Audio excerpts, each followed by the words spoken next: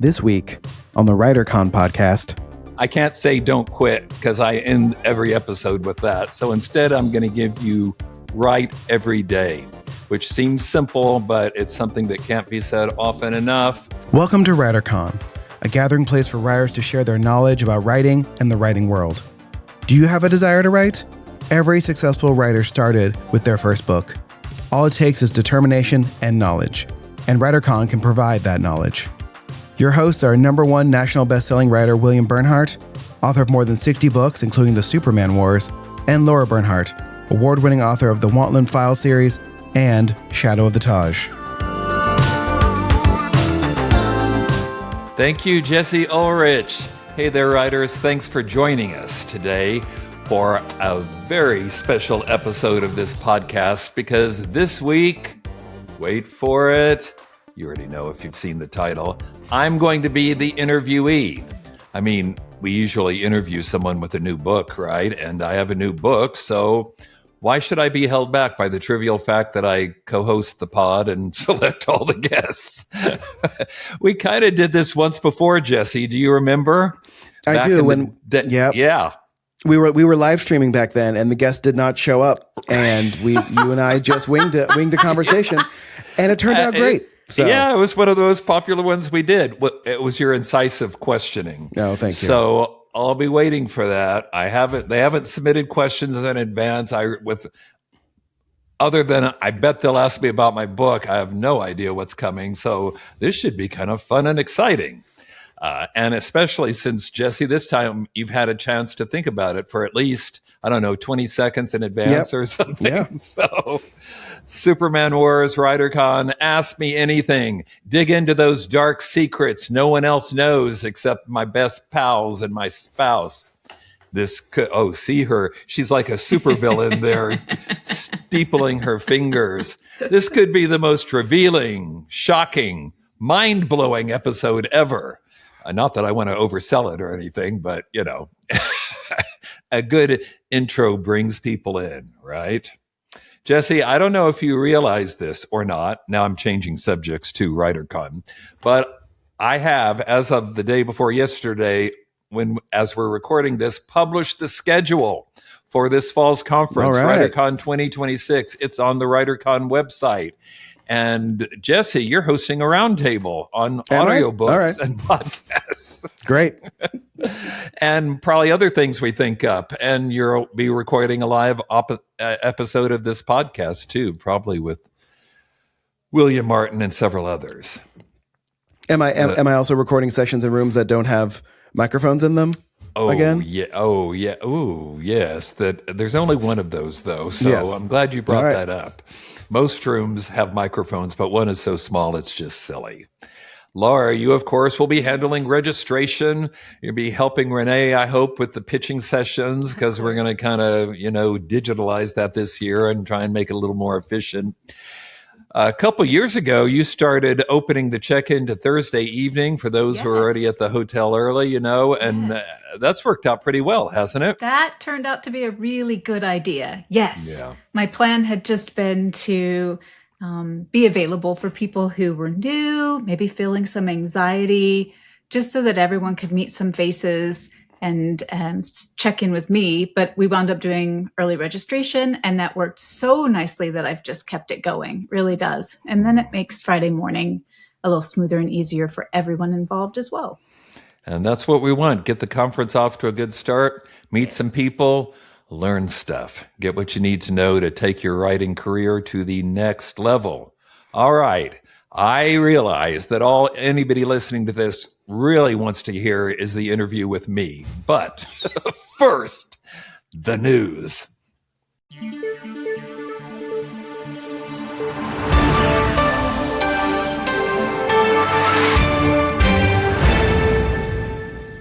News story number 1. Lawsuits have been filed over AI audiobooks, both by voice actors and, get this, John Grisham. All 6 of the biggest tech companies, you know who they are, Amazon, Apple, and so forth, they've all got AI voice software now, and they've all incorporated voice interaction into whatever they provide, whatever their user experiences are. So now class action lawsuits have been filed against all of those companies and 3 others in the AI voice field. The plaintiffs are looking for damages because they say what the AI company is doing, basically scraping people's voices. They used to scrape books. Now they're scraping voices to create audiobook narrators. And they say that violates the Illinois Biometric Information Privacy Act, which, among other things, the act says that voice prints are just as unique as fingerprints, which is scientifically true. And so before a company can collect a voice print, it must inform the subject in writing, disclose the purpose and duration of the collection, and get a written release, which obviously all these companies have not been doing. But they're not the only ones complaining.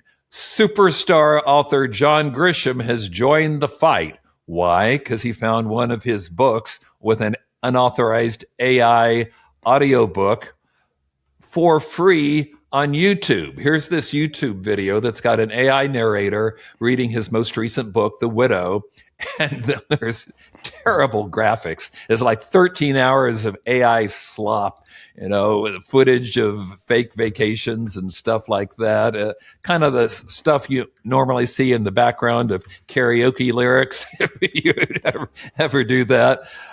Well, it was unauthorized, but over 80,000 people have now listened to The Widow this way, and Grisham is not pleased. Here's a quote. "The thieves and pirates who steal my work and try to profit from it in any format should be punished civilly and criminally." And in this particular example, he continues, YouTube is complicit because it's clear they know what is happening and refuse to stop it. Now, that's a provocative sentence. Jesse, do you agree with him? Is YouTube complicit? I mean, yes, but not. That was a simple answer. Yeah. I mean, yeah, it's one of those things where if we decide that the places that are where people go to view the things if those people are complicit, right? If it is decided that they have to judge what is legal and is not legal, then we have to decide that for all of them, right? Otherwise, YouTube is just a tool, and we can't expect them, for something that is technically free to most people, for them to have the ability to check whether something is legal or not. I would love for them to have that capability, but you can't expect that. Yeah, well, plus giving it away for free and not giving the author any royalties. Yeah. We've talked about AI audiobooks before. Some people don't mind having a computer voice read to them, but to do that without paying the author is unacceptable. Yeah. I mean, it's not like I guess YouTube is technically making some money from it, depending on how it's monetized or whatever. But certainly any money made from those videos should go to the author and not to whoever did this. Yes. Yeah, well, that's a good point, because at 80,000 views, somebody is definitely making money. Somebody's making money off of John Grisham's work. That just makes me crazy. This is really like... You wouldn't walk into a store and take one of his books off the shelf. I mean, some people, I suppose, would, but in general, we don't tend to. Most people, yes. Most people would not walk in, take that off the shelf, and walk out. We recognize that as theft. I don't understand why people think that art should be free like this. You just help yourself. Just feed this in and have AI voice it for you, and then pop it up there and make money off of someone else's work, something that he probably spent a significant amount of time creating. Yeah. Oh, that really gets under my skin. And I personally don't care for most AI narration. They mispronounce things, and the inflections are off. It just doesn't ever quite sound right to me, but clearly 80,000 listeners didn't mind a bit. They thought it was worth it to save a couple bucks. But here's the thing. Didn't want to go to the library or borrow it that way. We don't know how many of those 80,000 are just bots that the person who put it up there did to try to get it up on YouTube's algorithm, right? So it could be no real person listening to it. Everything. Well, let's hope that's it. Yeah. But I know everything on the internet can be can be manipulated. You know, we've talked about AI a lot, obviously, and there have been a lot of lawsuits we've discussed. But I'm pretty encouraged by the fact that John Grisham is throwing his hat into the fray. I mean, if anybody's got the resources to make an impact and be heard, picked up by the media, it's John Grisham. Plus, he's just a great guy. And here I'm going to name drop a little bit, but I did an anthology many years ago called Legal Briefs, as a collection of lawyers writing short stories. And I wrote Grisham. He had published a short story that appeared in the Oxford American, a literary journal. And I asked if I could use that in my collection, and he said yes. Fast forward 6 months later, when my agent is actually peddling a book with a John Grisham story in it, Grisham's agent, not pleased. Grisham's publisher, not pleased. Both tried to get him to back out of the deal, but to his credit, he told them both, no, I told Bill he could use the story and I'm not going to back out on it. So he's always aces high in my book. And if he gets involved in this AI stuff, and I think he could do a lot of good for people. All right, news story number 2. This is about a new literary scouting platform that could potentially put your work in the eyes of Hollywood. Now, let me tell you up front that this involves a company that's called, I'll spell it, BO-SCO. So I want to say Bosco, but with a hyphen. Is it Bosco? Or I really don't know. I don't even know. I went to their website. I don't know what it means. I think it was supposed to mean like books to screens. I'm going to go with Bosco, okay? If they're wrong, they can write me. It's a literary scouting subscription service. The idea is you pay them a subscription fee, and they get your work in front of the movers and shakers in Hollywood. What they want to deliver to their subscribers is a monthly intelligence report on, and this is a quote, overlooked, optionable literary IP. So instead of just, telling you about the latest book from, say, John Grisham or something that's probably already gotten a whole lot of airspace, they're going to focus on titles that could make good TV shows or movies, but might otherwise be overlooked.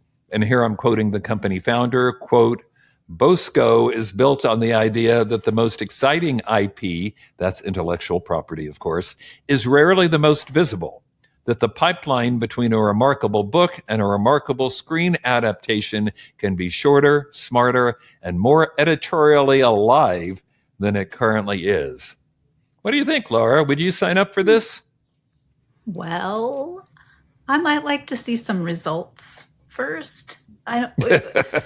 Over the course of the more than a decade that I've been publishing, we've heard a lot of this is the next big thing ideas. Yeah. And I many times hopped right in and tried to take advantage of it, and it maybe didn't work out the way I'd hoped, but it sounds promising.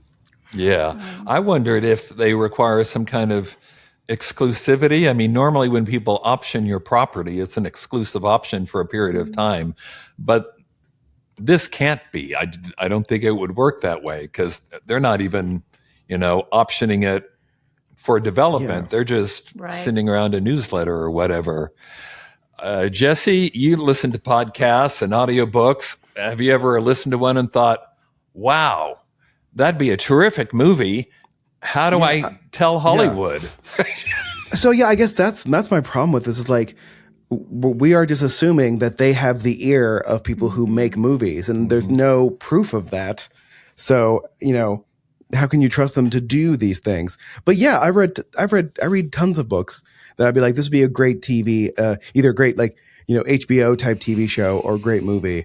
And honestly, most of the time it has been optioned already. So, this is an interesting idea of if there really is a way to get like smaller authors or the really like niche ideas in front of people who make TV and film, then I'm all for it. I just don't know who these people are and how they can do the things they say. Right. Not a lot of info on their website, but it's a startup. Maybe they'll grow in time. Well, now we would normally turn to Craft Corner, but there's no Craft Corner today because I'm just going to cram that kind of stuff into the interview if they let me. I mean, who knows what's going to happen? This could be brutal. This Well, could now be I'm just going to force you to do it. That's Lara. She's going to make sure listeners get what they want and not just melee. Jesse just came from Dungeons and Dragons, I know, so who knows what he could be in a battle mode. We could be revealing secrets buried for decades. So now let's talk to me.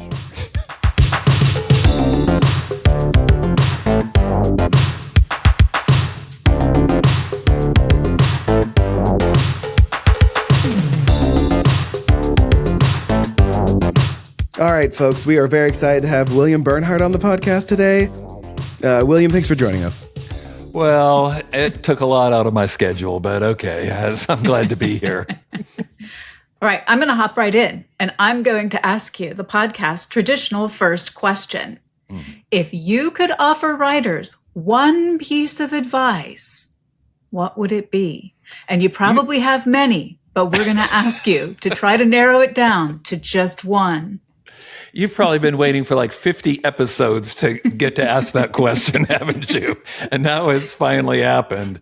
Well, speaking of Craft Corner, my one piece of advice would be, I can't say don't quit because I end every episode with that. So instead, I'm going to give you write every day, which seems simple, but it's something that can't be said often enough. And I know some people are listening saying, I've got a full-time job. I'm looking after children, whatever. And I get that. Sometimes it's really hard to do, but ask yourself, could I get up even an hour earlier? Or could I stay up an hour? Or could I give up a television show? Or how could I make more time for writing? It's possible to do it without writing every day, but it is 100% easier if you can. You not only develop writing habits and patterns and increase the quality of your work, but it keeps the book in your head, in your subconscious. If you write, on Sunday in a big long binge and then don't think about it again till Saturday, you're going to have a heck of a hard time trying to get back into the stream of things and remember what this book is about. But if you can write, even if some days are not as long as you'd like, if you can just write every day, it's so much simpler. And think about that. Even if you write only a few pages, because it's easier math, let's say 5 pages a day, you could have a first draft in 3 or 4 months. Granted, you don't want to publish that first draft. You got a lot more work to do, but still, write every day. That's why in the very first of those Red Sneaker books, the one on story structure, there's a contract in the back where I challenge people to actually commit to writing a number of hours every week, same time, same place, because I think that's so critical. All right. Excellent advice. Yes. Okay. Keep up the momentum. Now we've done the boring Craft Corner stuff. But I'm not signing any contracts. Yeah. Yes, good. You kind of Well, not without consulting your personal attorney. Yeah. Who would be. Exactly. Yeah. But you wrote the contract. Is that a conflict of interest? Yeah. You need a different attorney for that. So my question is about the differences between nonfiction and fiction writing. While you were working on this, were you worried that it was going to be hard to tell a compelling story using actual facts with things that actually happened versus like being able to control when and where things happen? Yes. To all of the above questions, I was totally worried about it and not really sure how I would pull it off. I mean, in fiction, of course, you have lots of options. If the plot's getting dull, you just make something up and somebody pulls out a gun or whatever it takes to. But you can't do that when you're writing nonfiction. And I did stay up front. I've written other books that are a blend of fiction and nonfiction, like Nemesis, my book about Eliot Ness. But I wanted this one to be 100% nonfiction. I also didn't want it to be boring. And I've read biographies about writers, including writers that I love, which sadly were kind of dull. If you don't care enough about the writer or his work, it slows down. And here we're talking about Jerry Siegel, somebody who, lived a long time ago. Superman first published almost 90 years ago. And I really did struggle with the voice. Like, how am I going to present this? Is it just going to be like, cold, hard facts? And I finally said, I read a lot of other books, Eric Larson, Sebastian Junger, people like that, and thought, no, I'm going to do it like that. I'm going to do a narrative nonfiction approach. I'm going to get us inside Jerry Siegel's head, even when Jerry is not at his best, frankly, because if you get Jerry's perspective, then you'll understand everything that happened thereafter. And so, it's different from fiction. And I thought much more challenge. Of course, this was the first time I'd done it. So, of course, that's part of the fun. Challenge yourself, do something new.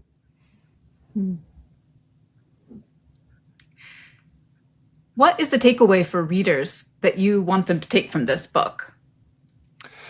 Well, short, we can talk about this more in a second, but as I think everybody knows, even though Superman was an overnight hit, and Jerry Siegel was the guy who came up with the idea for Superman and wrote it and got his best pal Joe Shuster to draw the feature. But because of a lot of corporate shenanigans that are detailed in the book, they lost control of the character. And so Superman was an overnight hit, just as Jerry had been telling people it would be for years. But by the time it's on the newsstands, he's lost control of the character. And he's basically working for someone else, or he is until 1947, when he stands up to power and they fire him for his trouble and take his name off the feature, his and Joe's names both off the feature, even to the extent of when they would reprint stories that had appeared before, they'd color over the guys' names.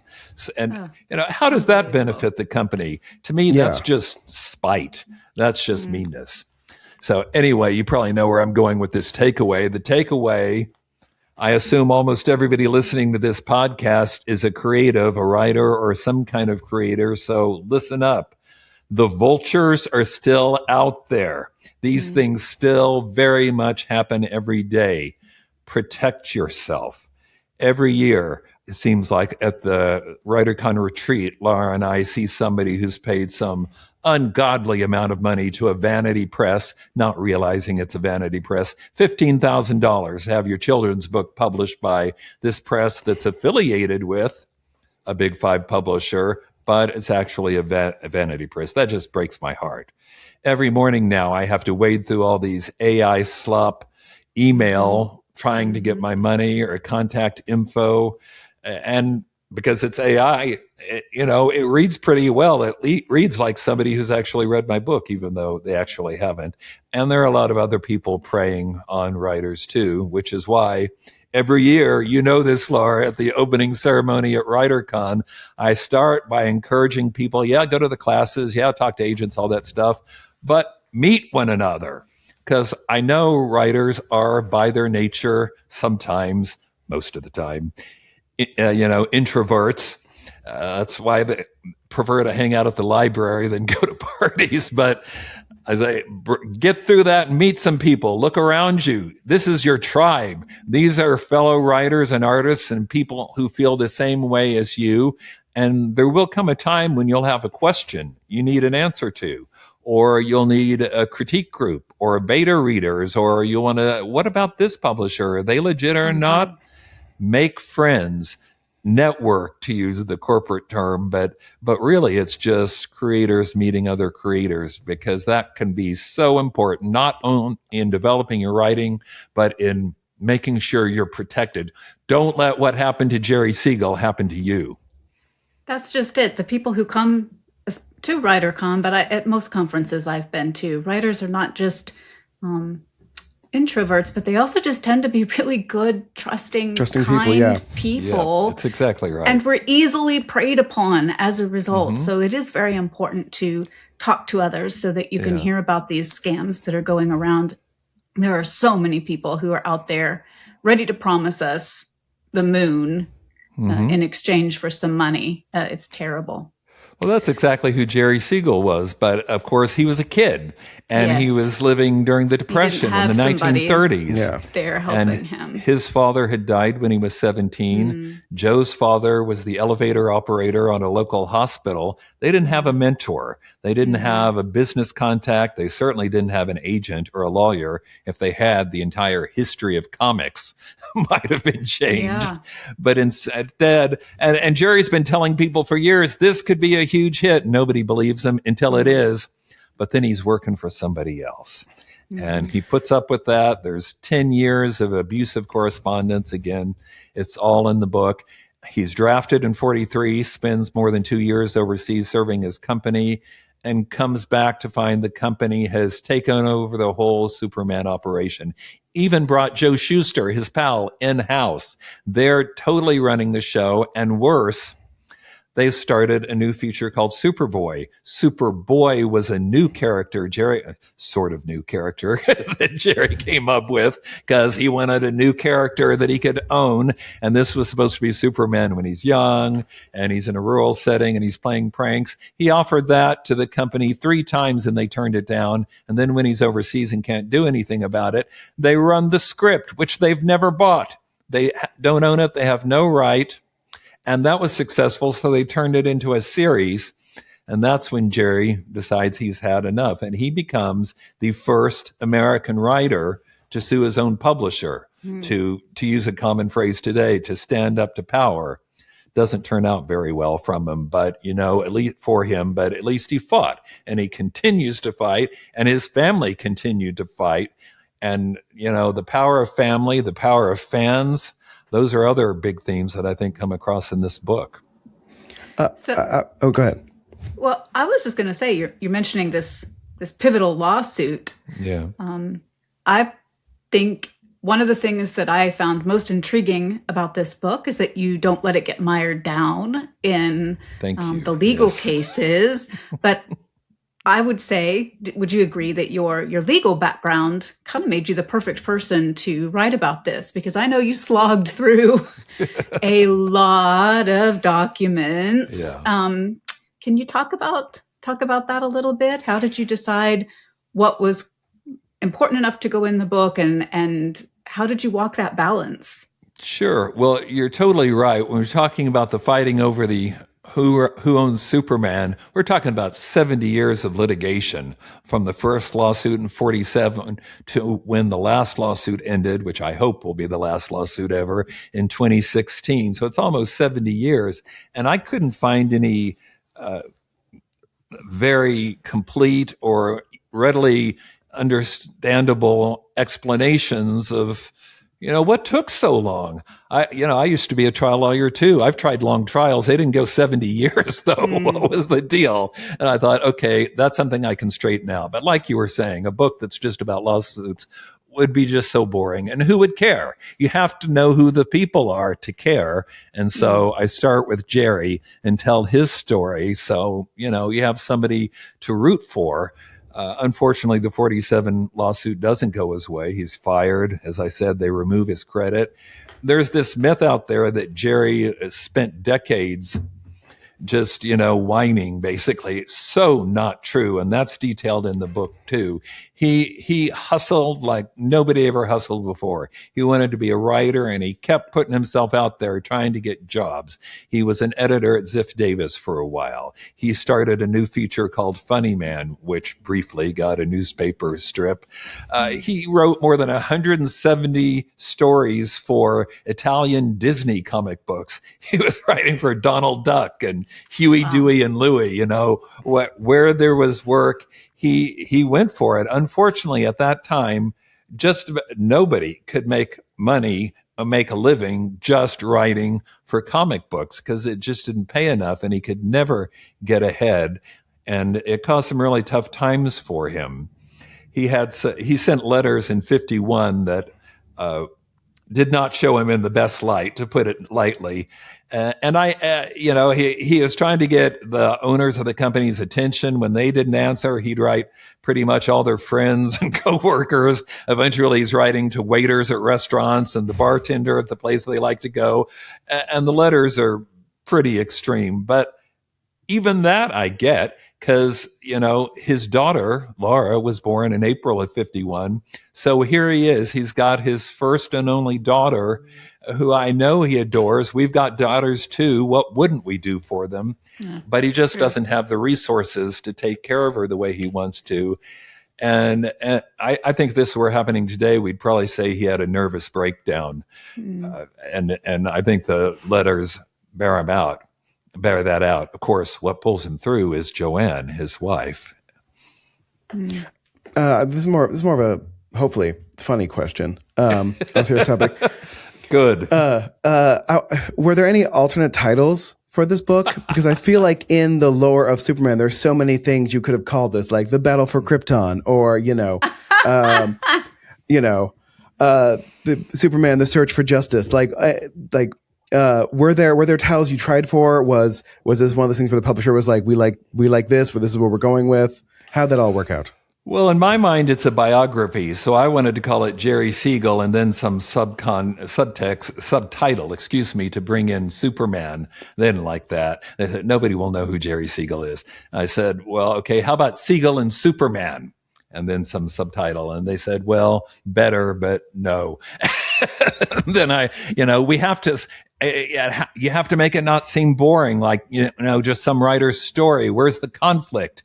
So I thought, okay, the Superman Wars, which I agree puts, probably excessive emphasis on the litigation, but it sounds exciting. It's like Star Wars, except different. It's the Superman Wars. And then I can't take credit for the subtitle, a battle. I wanted to say a never-ending battle, like they used to say, on the George Reeves series, the never-ending battle. My editor was like, never-ending? People think the story never ends. Don't do that. So it's the battle for truth, justice, and an American icon, which I thought, okay, that's perfect. So that's where we got to this. That makes sense. Yeah, I'm like, there's so many plays on Superman stories you could have used in the title of this, but that's almost up and away. Yeah.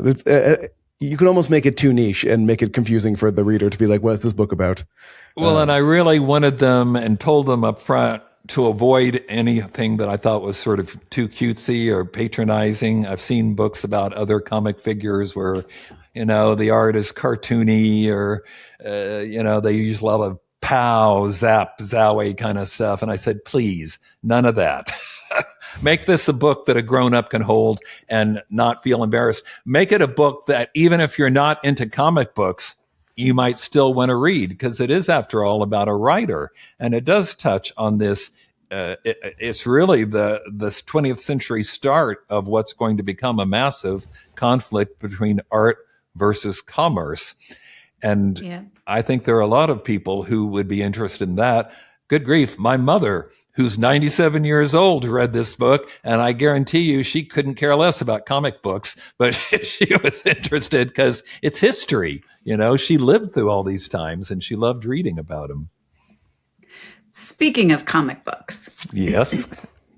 So I can remember, we're going to just dive in for a little bit of personal information here. I can remember. As you're asking this question, Lara, there are all these comic book figurines kind of dancing above your head on the screen right now. Yes. That's all and my those fault. are yours. And also in our guest room, there's a giant chest of drawers that you had commissioned and built just for us that is stuffed full of. So as a child, I can remember having some Disney. I had Donald Duck and Mickey Mouse comic books that I can remember having. Definitely did not make it into adulthood with me, but with you, I have learned the joys of searching for comic books when we go to Comic-Cons and it's a very nice way conventions that we go to. It's so much fun. You always give me a little list of the treasures that we're searching for, and then we dig they give through you the boxes. better deals because you're cute. So well, I was gonna leave out the part where like you'll stand there saying excuse me, and then I'll be like, I need some help. And they come right on over. They'll come and let you look at anything after we get their attention. But Can you remember what was the very first comic book that you ever had? Do you remember? I have to be honest and say the answer to that is no, because for years I thought an issue of what was called Superman's pal, Jimmy Olsen, Jimmy's old series. There's one where he goes back in time to the planet Krypton, and I don't remember what contrived thing got him there, but he meets Superman's parents, and I thought, wow, that's cool. It's like expanding the lore, the mythology. I wouldn't have used that word, but I've looked at the date now, and I would have been 9, and I know I was reading comics before that, so I must be misremembering. The earliest Superman memory I have was, and this is really taking us back and aging me, but in the 60s, there was a Filmation cartoon series, first superheroes series like this for cartoons on television, called The New Adventures of Superman. And I loved that and watched them over and over again. Well, you had to, because they probably only made 13 and then showed them over and over again to kids who they're not going to remember who's going to. Those were recently released on DVD, and I got the set, of course, and plugged in. Unwatchable. I mean, the animation is so primitive. Everything about it is not good, but I think it works well when you're 6. I remember being very young and thinking, so here's this guy who totally unlike me, who is, maladroit at sports and not really very coordinated. But here's this guy who can do anything. He could do anything. He could take over. But does he? No. Instead, he takes this kind of low-level, mild, meek role and helps people, kind of on the side when he can. Saving pain, not taking anything for it, not expecting anything for it, just doing it because that's the kind of guy he is. And I thought, yeah, that's a hero. That's the guy I want to read about. I like those funny animals. You read the funny animals, though, right, Lara? You read the ducks and the mice and that kind of stuff? Oh, yes, of course. Yes. Yeah. Always been a fan of animals. I didn't like that as well, except I loved the Uncle Scrooge comics. Yes. And at that time, nobody knew why, because none of the comic books had credits. With your pals, you talk about he was called the Good Duck Artist because nobody knew his name until long after he had retired. We learned that all those top tier stories were written by Carl Barks, who is now a Disney legend because Disney owns Marvel, and I mean, they're in the same corporate family anyway. And he really did. His art is wonderful, but it's really the stories. Instead of telling slapstick stories about Donald being tortured by his nephews or Chip and Dale or something, he's telling adventurous stories, and he's drawing from National Geographic to get locations right. And I did like those stories, even though at the time I didn't really know why. Mm-hmm. You've mentioned this goes back 70, 90 years? The litigation, yeah. The litigation, but also his story, talking about how did you even begin the research on this? This seems so huge and it was so long ago. Right. How did you tackle that? Mm-hmm. Well, one step at a time, I guess, would be the simplest answer. I interviewed more than 50 people for this book, wow. But the prize, and not slamming anybody else, but obviously getting to talk to the Siegel family was golden. I got to talk to Jerry's daughter, Lara Siegel, and her sons, Jerry's grandsons, Michael and James, all gave me great information for the book. And they haven't done that so much in the past. I mean, Lara has spoken at public assemblies, but to authors, not so much. In fact, it took me months just to get in touch with her. And when I finally did, her first email started, "I don't do interviews." And I thought, oh, well, this is off to a good start. But we worked, and I said, well, could you confirm this? And what about this? And pretty soon she was perhaps starting to trust me and gave me all kinds of information. They have this huge archive, much of which they've never released because they're still compiling what they're going to call the Jerry Siegel archive. And they've got a lot of information. And then I started talking to other people.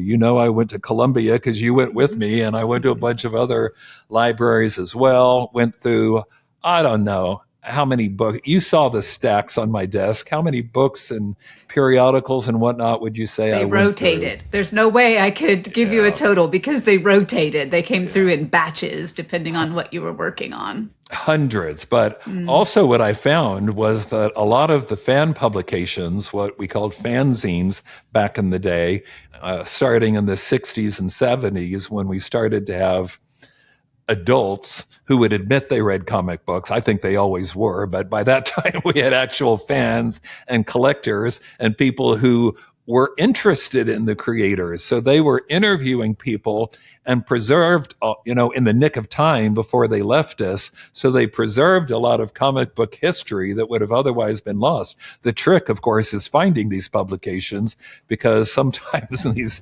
fanzines had circulations of like 20, 30 people, but tracking them down was a challenge too. But it was a fun challenge, It was, and I seem to recall that you had to lean on our librarian daughters for a couple of those to track down Katie some and of the rare Alice ones. both found me things. I can't remember now what it was, but helps to have some librarians in the family. That is for Absolutely. Sure. All right. I said I was going to do this. If you were doing a craft corner, what would you say? Well, that's kind of what I did when I talked about writing every day. But since this is my opportunity to say something else. You don't get to do your. No, this is separate. You don't get to. You don't get to use the same. No, I know. Here's a second thought. Because before I said write every day, do it for months, and then you got a first draft. And I'm sure some people are thinking, what then? Well, the answer, of course, is the second draft. But I know some people who never get there, never finish the first book, either because they don't have a regular writing schedule or they start obsessing over page 12 or something like that, revising and revising. Oh, that's not quite right. I can't go on till I get that quite right. Dudes, that's like, working with the clutch when you're still driving uphill. Don't do that. Wait until you're there. Just finish your first draft. Because until you finish that first draft, I don't think you really know what you've got, Mm-hmm. You don't know, you may have some glimmer of an idea, but you don't really know who the characters are or what the heart and soul of this story is until you've got a first draft, which may well be terrible. I always think mine are, but then you go back and make it better. In second draft, I usually start making the characters more consistent, more regular. On the third draft, I'm going to make the plot make sense and keep going and going and going. And just don't be discouraged. Take it from me, the guy who's written, well, this is my 67th published book. So, and every time I finish a first draft, I think, boy, that was terrible. When did I forget how to write, And then you go back and start the second draft. And it's maybe not as bad as you thought it was, but it doesn't matter because it's going to get better and get better and get better. Don't get discouraged along the way. Everybody suffers from imposter syndrome, and I think never more so than in the arts. Even people have had some success. You never know. I've had some books that sold really well. I've had some that completely tanked. You don't know. All you can do is, unless you want to write the same thing over and over again your whole life, and I just don't. That might be smarter, but that's not how I want to live my life. It's not why I got into writing. So there's my second craft corner for you. Well, I think that's a great place to wrap up. So thank you for joining us today. Wait, Bill, say something about WriterCon first. You're all coming to WriterCon, right? Yes, we're all coming to WriterCon. And I told them they could come up with the questions, but here I am. WriterCon, guys. We got to talk about WriterCon. I think this is going to be the biggest one we've ever had based on our advanced registrations and 60 speakers, more than a dozen agents. We've never had that many before, more publishers. And if you come to WriterCon, you'll learn how to finish that first draft. That's right. Or take You that first draft absolutely will. and elevate it and, Yes. and come to all the different sessions. Maybe learn how to protect yourself from scams. Yes. Make friends. Don't Yes. let what happened to Jerry happen to you. Absolutely.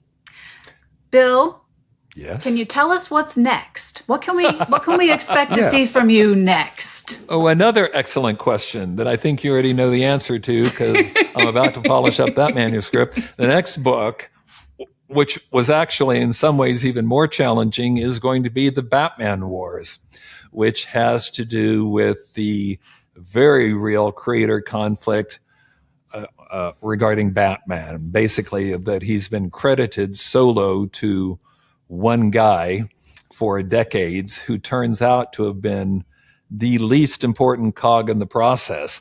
The primary creator of Batman was a man named Bill Finger, who never received credit on a single Batman comic in his lifetime, never got any cut or royalties or anything, just kept writing his stories.